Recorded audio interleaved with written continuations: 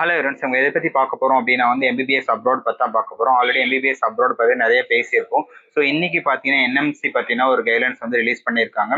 So அதில் பார்த்தீங்கன்னா abroad MBBS Uzbekistan கண்ட்ரியில் படிக்கிறவங்களுக்கு ஸோ கரெக்டாக பார்த்து காலேஜ் அட்மிஷன்ஸ் போடுங்க. நிறைய வந்து ஏஜென்சியோ இல்லை வந்து அதர் பர்சனை பிலீவ் பண்ண வேணாம். காலேஜோட டீட்டெயில்ஸ் கரெக்டாக கேட்டுக்கோங்க.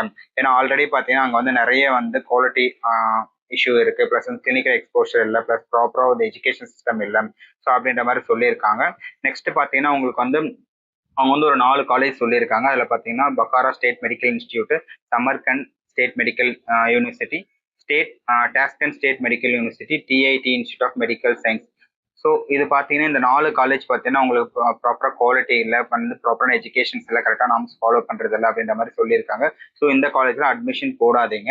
சேம் டைம் ஒரு காலேஜ் அட்மிஷன் போகிறீங்கன்னா கரெக்டாக அந்த காலேஜில் வந்து நம்ம என்எம்சி கைடன்ஸ் பிரகாரம் இருக்கா, ஆல்ரெடி என்எம்சி கைடன்ஸ் சொல்லியிருக்கும், அது பிரகாரம் காலேஜஸ் இருக்கா, ப்ளஸ் வந்து நம்மளோட மெடிக்கல் கவுன்சிலில் சொல்லியிருக்க நார்ம்ஸ் எல்லாமே இருக்கா அப்படின்றத பற்றி பார்த்துட்டு அட்மிஷன்ஸ் போடுங்க.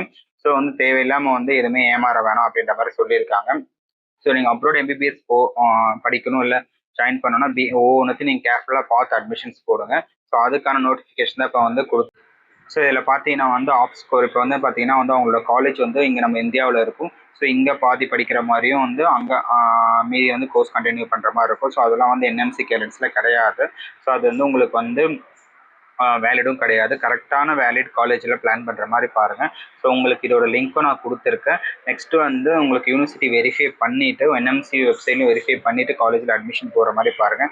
இன்கேஸ் உங்களுக்கு எதாவது டவுட்னாலும் நீங்கள் இந்தியன் எம்பசி கூட காண்டாக்ட் பண்ணுங்கள்.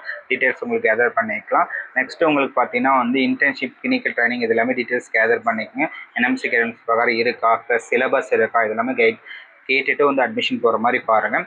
இன்கேஸ் ஒன்றும் ஏதாவது டவுட்னா நம்மளை காண்டாக்ட் பண்ணுங்கள். தேங்க்யூ.